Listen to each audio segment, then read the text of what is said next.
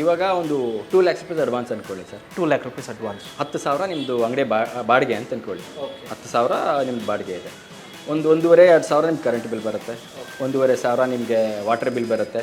ಒಂದು 15,000 ಮೇಂಟೆನೆನ್ಸು ಎಲ್ಲ ಸೇರಿ ಒಂದು 15,000 ನಿಮಗೆ ಇನ್ವೆಸ್ಟ್ಮೆಂಟು ಅಂದರೆ ಬಾಡಿಗೆ ಅಂತ. ಬಾಡಿಗೆ ಒಂದು 2-2.5 ಲಕ್ಷ ಅಡ್ವಾನ್ಸು ಅಂತ ಅಂದ್ಕೊಳ್ಳಿ.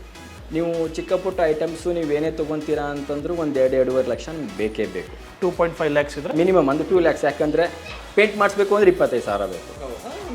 ಜನ ಬಂದು ಅಪಿಯರೆನ್ಸ್ ಚೆನ್ನಾಗಿ ಕಾಣಬೇಕು. ಒಂದು 4 ಸ್ಟೂಲು, ಒಂದು ಟೇಬಲ್ಲು, ಆಮೇಲೆ ನಿಮ್ಮದು ಇಂಡಕ್ಷನ್ಗಳು, ಆಮೇಲೆ ಒಲೆ, ಕೌಂಟ್ರು, ಒಂದು ನಿಮ್ಗೆ ಹಾಲು ಗೀರು ಇಡೋಕ್ಕೆ ಡೀಪ್ ಫ್ರೀಝರು, ಹೀಗೆಲ್ಲ ಹೋದರೆ 1.5-2 ಲಕ್ಷದವರೆಗೂ ಒಂದು ಸ್ವಲ್ಪ ನಿಮಗೆ ಕಾಸು ಕೈ ಬಿಡುತ್ತೆ. ಅಂದರೆ ಒಂದೊಂದು ಐಟಮ್ಗೆ ಅದಕ್ಕೆ ಹೋಗುತ್ತೆ.